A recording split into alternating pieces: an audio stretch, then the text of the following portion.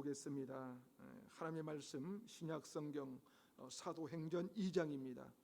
사도행전 2장 41절에서 47절에 있는 말씀입니다.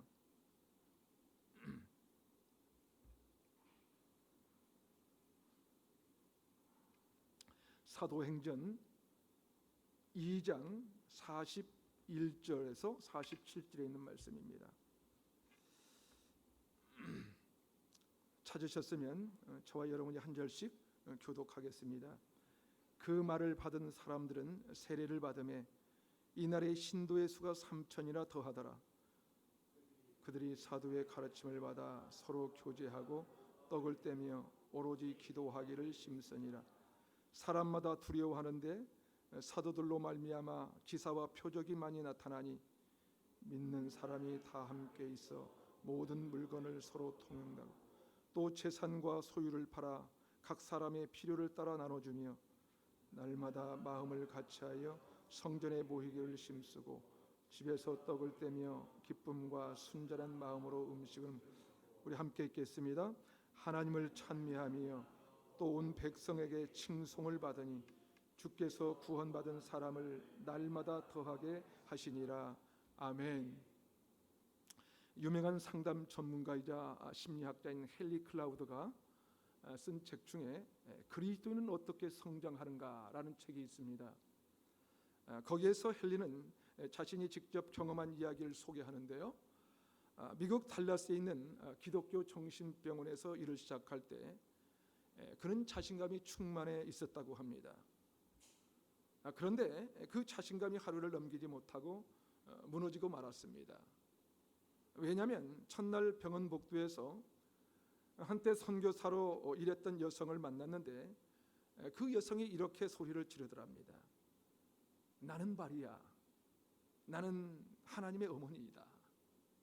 나는 마리아다, 하나님의 어머니이다. 헨리는 자신을 상담하면 누구든지 회복될 수 있다고 자신했었습니다. 그런데 그것을 보는 순간 생각보다 쉽지 않겠구나라는 생각을 했다고 합니다. 생각보다 쉽지 않다는 것, 그것은 우리 그리스도인도 마찬가지 아닐까요? 예수 믿고 구원받았다고 해도 이 삶이 변화된다는 것은 쉽지가 않거든요. 사실 이 사람이 변화된다는 것은 쉽지가 않는 것입니다.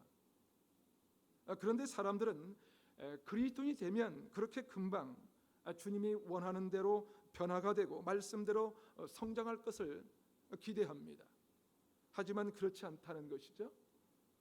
정신병원에서 일을 시작하면서 자신감이 충만했던 헨리가 근무하기 시작했던 첫날에 그 자신감이 무너져 버렸던 것처럼 우리도 그날 헨리의 좌절감을 느끼며 살아가고 있는 것입니다. 그렇다면 여러분, 우리가 어떻게 변화될 수 있을까? 어떻게 변화될 수 있을까요? 우리가 어떻게 성장할 수 있을까요? 오늘 본문에 그 해답이 나와 있습니다. 초대교회 마가이 다락방에 베드로의 설교를 듣고 그리스도인이 된 사람들이 변화하기 시작한 것입니다. 물론 베드로의 설교를 듣고 예수님을 믿는 3,000명 모두가 변화하여 그리스도인으로 성장해 가지는 않았을 것입니다. 어떤 사람은 성장을 경험하고 또 어떤 사람은 잠시 믿음을 가졌다가도 또다시 믿음을 버리기도 했을 거예요. 여러분, 그러나 하지만 중요한 것이 있습니다. 그들 중에 적지 않은 사람들이 이 변화된 삶, 그리스도로 성장해 갔을 것이라는 것은 분명합니다. 왜냐하면 이 사도행전 2장 47절이 그것을 증명하고 있거든요. 오늘 본문 사도행전 2장 47절을 여러분 한번 봅시다. 사도행전 2장 47절을 다 같이 한 목소리로 읽어보겠습니다. 시작. 하나님을 찬미하며 또 온 백성에게 칭송을 받으니 주께서 구원받은 사람을 날마다 더하게 하시니라. 자, 무엇을 보고 그들이 성장했다는 것을 알 수 있습니까? 47절에 보니까 온 백성이 칭송을 받았다고 기록합니다. 왜 칭송을 받았을까요? 왜 칭송을 받았습니까? 그들은 예수님을 믿고 변화된 삶을 살았던 것입니다. 그런 그들의 변화가 온 백성에게 칭송을 받기에 충분했다는 거예요. 그 결과 그들처럼 그리스도인이 되려는 사람들이 날마다 더 늘어나서 시작했다고 성경은 기록하고 있습니다. 사랑하는 여러분, 우리도 이런 인생을 살고 싶지 않으십니까? 내가 그래도 교회 다닌 지 십수년이 됐는데, 아니 수십 년이 됐는데 예수 믿기 전과 전혀 다르지 않는다면, 여전히 어린 아이의 상태로 변화되지 않고 성장하지 않는다면 정말 안타까운 일이 아니겠습니까? 교회를 다니게 되고 예수를 믿게 되면, 다시 말해서 그리스도인이 된다면, 그리스도인이 되면 모든 사람들이 말씀대로 성장하고 말씀대로 변화될 것을 기대하거든요. 모든 사람이 아니라 자신도 그렇게 생각하게 되죠. 그래서 우리는 누군가가 나를 보면서 살아계신 하나님을 보게 되고 나를 따라 예수 믿는 자들이 생기는 삶을 살고 싶은 것입니다. 나를 따라 예수 믿는 자들이 생기는 삶을 살고 싶은 거예요. 그렇다면 여러분, 우리가 변화되고 성장하는 삶을 살아야 할 텐데 그게 그리 쉽지 않다는 거예요. 쉽지가 않습니다. 그렇다면 우리가 어떻게 변화되고 성장하게 되는 것일까? 어떻게? 첫 번째로 성경의 가르침을 배워야 합니다. 성경의 가르침을 배워야 된다는 거예요.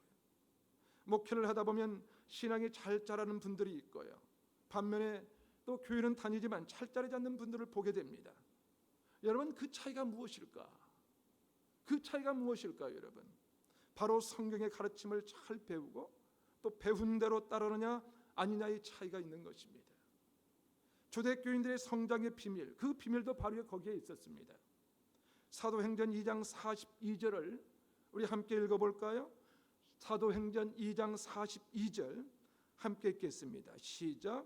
그들이 사도의 가르침을 받아 서로 교제하고 떡을 떼며 오로지 기도하기를 심쓰니라. 초대교회 사람들이 베드로의 설교를 듣고 그리스도인이 된 사람들이 제일 먼저 한 것이 무엇이었습니까? 그들은 사도의 가르침을 받았다는 거예요. 사도의 가르침을 받았다. 영적 지도자들에서 성경의 가르침을 받았다는 것입니다. 그런데 문제는 오늘날 사람들이 사도들이 전한 기독교의 가르침을 배우려 하지 않는다는 거예요. 마틴 로이드 존슨은 진정한 기독교라는 책에서 이렇게 말합니다. 여러분이 세상에 기대할 수 있는 것은 기독교의 가르침에 대한 배척밖에 없습니다. 이것은 새삼스러운 것이 아닙니다. 그런데 오늘날에 와서 더 달라진 것이 있다면 그것은 기독교의 가르침에 대한 반대가 세상에 국한되지 않고 교회 자체의 가르침에서도 그 중심에까지 파고들었다는 사실입니다. 사랑하는 여러분, 교회 다니는 수많은 교인들이 왜 성장하지 않는 것일까요? 왜 변화되지 않는 것일까요, 여러분? 좋은 프로그램이 없어서일까요? 아닙니다. 명설교가 없어서 아닐까요? 그것도 아니에요. 사도들이 전한 성경의 가르침을 제대로 배우지 않았기 때문에 그렇습니다. 그렇다면 변화를 경험했던 초대교회에서 사도들이 가르쳤던 성경의 가르침은 무엇이었을까? 무엇이었습니까? 그것을 사도행전 2장 36절에 이렇게 기록하고 있습니다. 그런즉 이스라엘 온 집은 확실히 알지니 너희가 십자가에 못 박은 이 예수를 하나님이 주와 그리스도가 되게 하셨느니라 하니라. 그렇습니다. 사도들은 기독교 윤리를 먼저 가르치지 않았어요. 기독교 윤리를 무시했다는 말이 아닙니다. 사도들은 무엇보다도 윤리보다도 복음을 먼저 가르쳤다는 거예요. 복음을. 다시 말해서 예수가 죄와 허물로 죽은 우리를 위해서 십자가에 죽으시고 부활하셔서 우리의 구주여 주님이 되셨다는 것을 확실히 알도록 가르쳤다는 것입니다. 그러니까 복음의 비밀에 대해서, 예수의 십자가와 부활에 대해서 가르쳤다는 거예요. 왜 그럴까요? 왜 그렇습니까? 이것을 깊이 깨닫지 않고는 그 어떤 변화도, 그 어떤 영적 성장도 존재하지 않기 때문에 그렇습니다. 여러분 한번 생각해 보세요. 교회에서 만약 복음을 전하지 않고 윤리적인 삶을 먼저 가르친다고 하면 어떻게 할까요? 어떻게 되겠습니까, 여러분? 예를 들자면 제가 설교할 때마다 변화된 삶을 살기 원하신다면 여러분 죄를 짓지 말고 선하게 살아야 됩니다. 교통법규도 잘 지켜야 되고요, 선한 일을 해야 됩니다 라고 한다면 이것이 우리의 삶을 변화시킬 수 있을까요? 아닙니다. 오히려 죄책감이 더 증가될 뿐이에요. 그리고 아무런 변화도 경험하지 못할 거예요. 변화될 수가 없는 것입니다. 왜냐하면 이것은 사도의 가르침도 아니에요. 성경의 가르침도 아니거든요. 예레미야 13장 23절은 이렇게 말씀합니다. 이해하기 쉽도록 이 현대인의 그 성경 버전으로 제가 읽어드리도록 하겠습니다. 이디오피아 사람이 그 피부 색깔을 바꿀 수 있으며 표범이 그 반점을 없앨 수 있느냐? 만일 그렇게 할 수 있다면 악을 행하는 데 익숙한 너희도 선을 행할 수 있을 것이다. 무슨 말입니까, 여러분? 우리 스스로 노력으로는 변할 수 없다는 거예요. 내 의지로는 변할 수 없다는 것입니다. 성경은 우리가 원래 죄와 허물로 완전히 망가진 상태, 결코 고쳤을 수 없는 구제불능의 상태라고 가르치고 있습니다. 그런 우리였어요. 그러게 우리가 변하게 원한다면 기독교 윤리를 먼저 배우는 것이 아니라는 거예요. 기독교 윤리를 배우는 것이 아니라 성경에 기록된 이 사도들의 그 가르침을 배워야 한다는 것입니다. 다시 말해서 죄와 허물로 망가진 우리를 위해서 예수께서 십자가에서 죽으시고 부활하셔서 우리를 속죄하시고 구원해 주셨다는 이 사도들의 가르침을 날마다 묵상해야 된다는 것입니다. 그렇게 할 때 우리는 십자가의 능력으로 하나님의 은혜로 우리 자신이 변화가 된다는 거예요. 변화가 될 뿐만 아니라 우리의 영혼이 성장하게 되는 것을 경험하게 된다는 것입니다. 그런데요, 여러분, 많은 사람들이 교회를 다니면서도 이 바리새인들처럼 예수님의 죽으심과 부활에 대한 것을 믿는 것이 아니라 아예 그것을 받아들이는 것을 거절하고 있습니다. 받아들이지 않고 있어요. 성경을 단지 이 자신들이 지킬 수 있는 윤리 정도로만 받아들이는 안타까운 사람들이 많습니다. 사랑하는 여러분, 성경은요, 착하고 선하게 살아야 한다는 윤리를 가르치는 그런 책이 아니에요. 그렇지 않습니다. 기독교는요, 다른 종교와 다른 거예요. 다릅니다. 기독교의 핵심, 분명한 복음이 그거예요. 우리는 죄로 인하여 죽을 수밖에 없는 죄인이었다는 거예요. 죄인이라는 것입니다. 그런 우리를 위해서 예수님께서 이 땅에 오셔서 십자가에 대신 죽으심으로 우리의 죄 문제를 해결하시고 부활 승천하신 것입니다. 그리고 이제 세상 끝날에 주님은 심판주로 다시 오신다는 것입니다. 이것이 기독교의 핵심이요 분명한 복음인 것입니다. 그리고 요한복음 3장 16절에 기록한 대로 누구든지 예수를 믿기만 하면 구원을 얻게 되고 영원한 영생을 얻게 된다는 거예요. 영원한 영생을 얻게 된다. 그러게 사랑하는 여러분, 우리 그리스도인이 변화하고 성장하려면 사도들을 통해서 성경의 가르침을 받아야 한다는 것을 여러분 기억하시기 바랍니다. 다시 말해서 세우신 사도들을 통해서, 그러니까 요즘으로는 목회자들을 말하는 것이죠. 이 사도들을 통해서 성경을 잘 배워야 한다는 것입니다. 그리고 그 말씀을 늘 묵상해야 된다는 것입니다. 저는 우리 루야교의 모든 성도들이 성경을 잘 배우고 깨달아서 영적으로 점점 자라가고 삶의 변화를 경험케 해야 되는 은혜가 있기를 주님의 이름으로 축복합니다. 한 걸음 더 나가서 그리스도는 어떻게 변화되고 성장하게 되는 것일까? 어떻게? 두 번째로 성도 간의 참된 교제가 있어야 됩니다. 성도 간의 참된 교제가 있어야 된다. 여러분, 교회 안에서 보면 오랫동안 교회를 다녔으면서도 아니 자신들은 구원받았다고 하는데도 수십 년을 성장하지 못한 채 그냥 그대로 멈춰 있는 사람들이 있습니다. 그 사람들의 공통점이 무엇인지 아십니까, 여러분? 왜 그들은 성장하지 못했을까요? 바로 성도의 교제가 없어서 그렇습니다. 성도의 교제에 참여하지 않아요. 참여하지 않습니다. 가끔은 일시적으로 교제에 참여했다가 마음이 좀 어려워지거나 틀어지면 성도들의 모임에서 일탈해 버립니다. 참여하지 않습니다. 그렇다면 초대교회 그리스도는 어떻게 성장했을까요, 여러분? 사도행전 2장 42절을 다시 한번 보십시오. 42절을 다시 한번 읽어보도록 하겠습니다. 시작. 그들이 사도의 가르침을 받아 서로 교제하고 떡을 떼며 오로지 기도하기를 힘쓰니라. 그들은 사도의 가르침을 받아 뭘 했다고 합니까? 뭘 했다고 해요? 네, 서로 교제하고 떡을 떼었다고 기록하고 있어요. 그렇습니다. 우리가 함께 떡을 떼며 교제하는 것이 중요한 거예요. 아주 중요합니다. 성도의 교제는 여러분 그리스도인이 성장하는데 그만큼 중요하다는 거예요. 그만큼 중요하다. 그런데 문제는요, 현대 그리스도인들이 교제하기를 원치 않다는 거예요. 교제하기를 싫어합니다.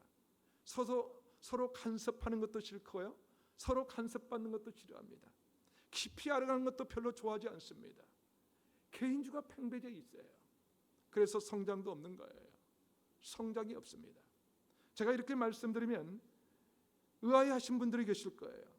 왜냐하면 보통은 교회에서 친한 몇몇 분들이 다들 있기 때문이죠. 다들 있어요. 그러게 나는 교회에서 성도들과 교제하고 있는데, 아마 그런 분들이 있을 거예요. 왜 나는 변화가 없는가라는 질문을 갖고 계실 수도 있습니다. 그런데요, 여기서 말하는 교제는 단순한 친교를 말하는 것이 아니에요. 그 친교를 뛰어넘는 것입니다.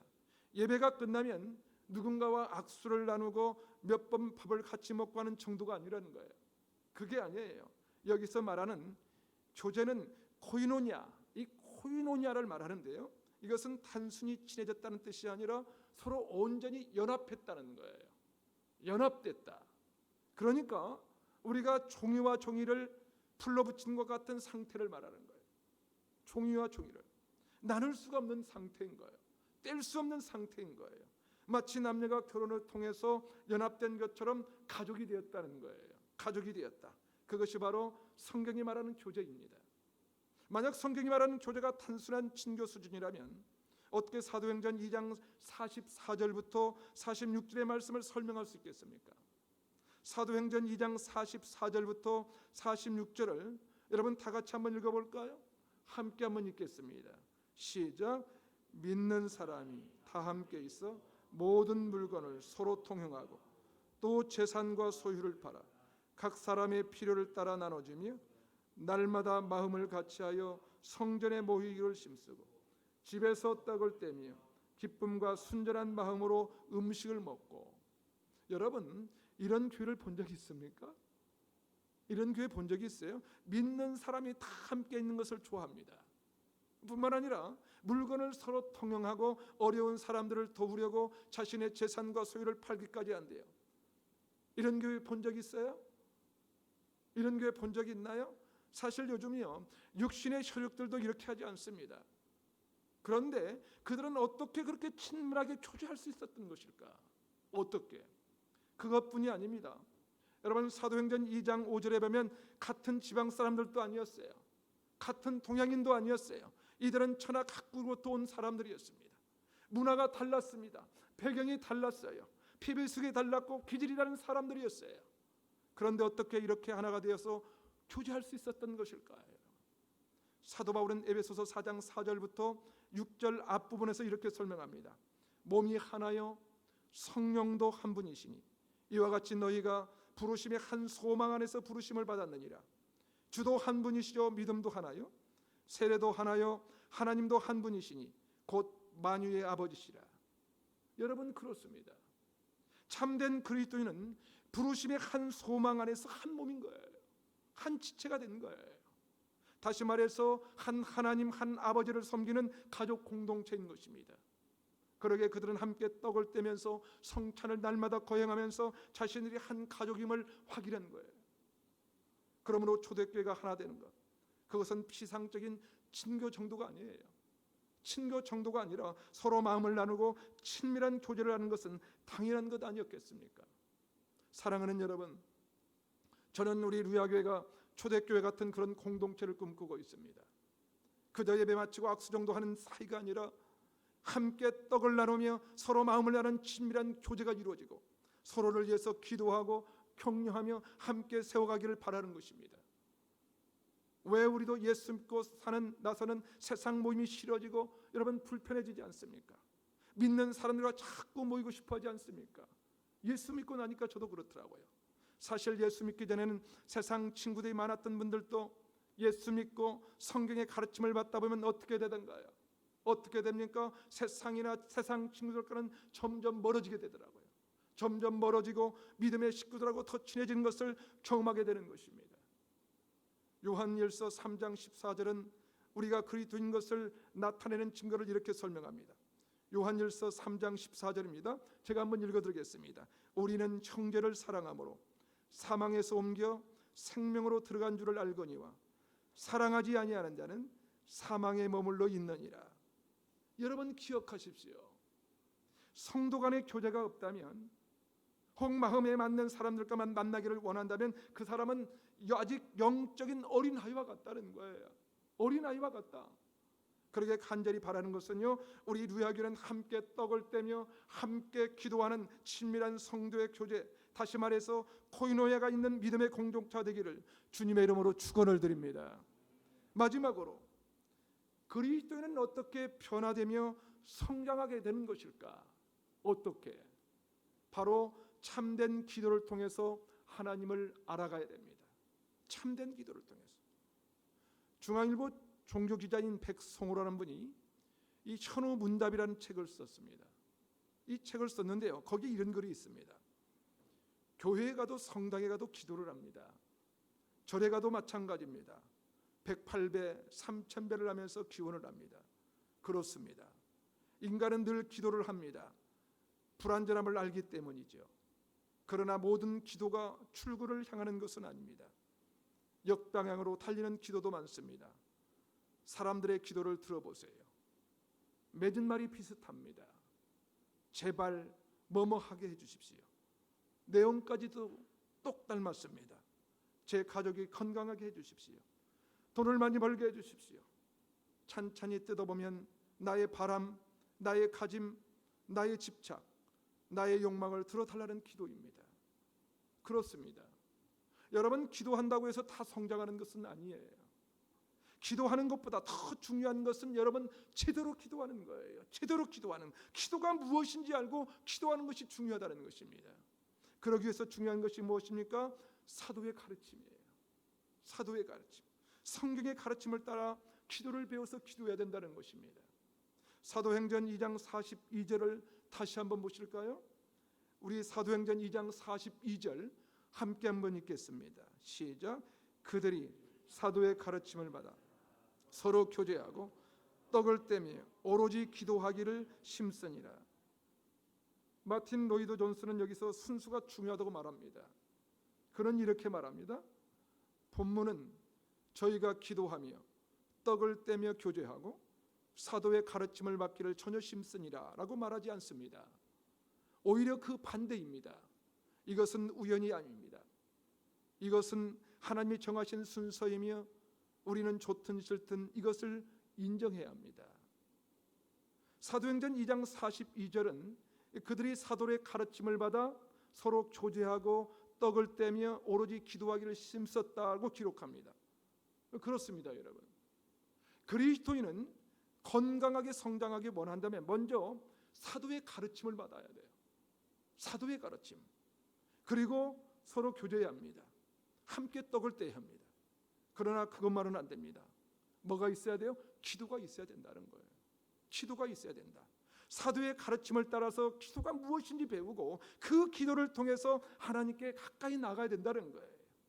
여러분, 기도가 무엇입니까? 여러분, 그것은 어떤 거래가 아니에요.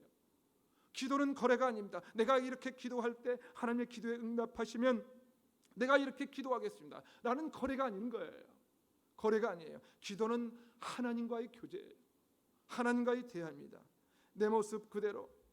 중요한 것이 이것입니다. 내 모습 그대로 연약하고 넘어지고 죄 많은 내 모습 그대로 하나님께 나아가고 그분과 대화하는 거예요. 그 대화를 통해서 자신의 욕심과 허영을 내려놓는 거예요. 이것이 주님의 뜻이에요. 그 대화를 통해서 하나님의 뜻을 발견하는 것입니다. 그 뜻을 기뻐하는 거예요. 그 대화를 통해서 하나님을 더 깊이 알아가는 것입니다. 그렇게 하나님과 친해지고 가까워지는 것입니다. 이게 기도인 거예요. 그런데 기도를 오랫동안 했는데 성장하지 못한 사람들을 본 적이 있지 않습니까, 여러분? 그들은 자신을 기도하는 사람이라고 생각할 것입니다. 그런데도 불구하고 성장이 없는 거예요. 나는 기도하는데 왜 성장이 없을까? 성숙한 그리스도인의 특징은 겸손과 인내, 사랑과 오래 참음, 희락과 화평이 없습니다. 그게 없어요. 기도를 하는데 오히려 오만함과 교만이 얼굴에 배어 있습니다. 왜 그런 것일까요, 여러분? 왜 그런 것일까요? 사도들의 가르침을 받아 기도하지 않기 때문입니다. 성경이 가르친 대로 기도한 것이 아니에요. 자신의 뜻대로 기도한 것입니다. 사랑하는 여러분, 기도는요, 죄와 허물로 망가진 자신의 모습을 깨닫는 것입니다. 자신의 모습을 깨닫고 자신의 힘으로 아무것도 할 수 없는 것을 알기에 하나님 앞에 겸손히 나아가는 거예요. 하나님 앞에 겸손히 무릎 꿇는 것입니다. 하나님을 대면할 수 있는 유일한 길은 오직 예수 그리스도의 십자가의 그 사랑의 은혜임을 알기에 오직 예수님의 이름으로 하나님께 겸손히 나가는 거예요. 이런 기도를 하나님은 기쁘게 받아주시지 않으실까요, 여러분? 그리고 바로 이것이 초대교인들을 성장시켰던 기도였던 것입니다. 사랑하는 여러분, 저는 우리 루야교회가 이런 초대교회 같은 공동체로 세워지기를 간절히 소망합니다. 우리 각자가 서로 다른 배경과 다른 기질, 그리고 환경과 문화가 다 다른 사람들임에도 불구하고 우리가 한 소망 가운데 한 몸으로 부르심을 받았다는 것입니다. 그러므로 성경의 가르침을 따라 서로 교제하고 또 기도하는 공동체, 그리고 이 공동체 안에서 우리 모두 그리스도인답게 변화가 되고 지속적으로 성장해가는 그런 교회 되기를 주님의 이름으로 축원합니다. 축원합니다. 함께 기도하겠습니다.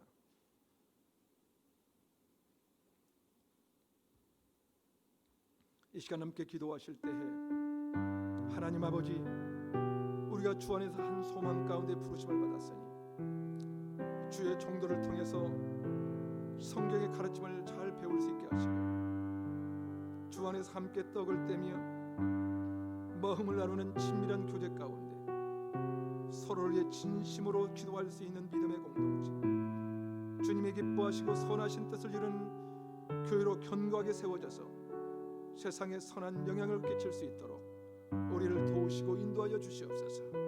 우리 한 목소리로 오늘 주신 말씀 생각하면서 함께 주님 앞에 기도하는 시간을 갖겠습니다. 함께 기도합시다. 살아계신 하나님 아버지, 우리가 주 안에서 한 소망 가운데 부르심을 받게 하시니 감사합니다. 주의 종도를 통해서 성경의 가르침을 배울 수 있게 하시고 주 안에서 함께 떡을 떼면서 마음을 나눈 친밀한 교제 가운데 서로를 위해 진심으로 기도할 수 있는 아버지 믿음의 공동체가 될 수 있도록 아버지 도와주시옵소서. 하나님, 주님이 기뻐하시고 선하신 뜻을 이루는 교회로 세워주시고 아버지 하나님, 세상에 선한 영향을 끼칠 수 있는 믿음의 공동체로 될 수 있도록 우리를 도우시고 인도하여 주시옵기만을 간절히 기도하고 아버지 도와주시옵소서. 하나님 도와주시옵소서. 오 주님, 주님 도와주시옵소서. 아버지 역사하여 주옵소서.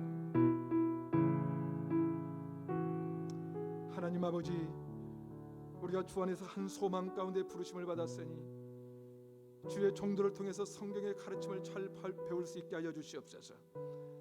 무엇보다도 주 안에서 함께 떡을 떼면서 마음을 나누는 친밀한 공동체 가운데 서로를 위해서 전심으로 기도할 수 있는 믿음의 공동체, 주님의 기뻐하시고 선하신 뜻을 이루는 교회로 견고하게 세워주시고 세상에 선한 영향을 끼칠 수 있는 우리를 도우시고 인도하시고 주님 역사하여 주시옵기만을 기도하고 원합니다.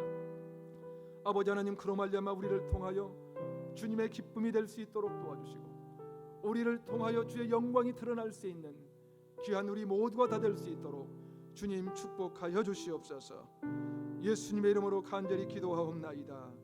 아멘.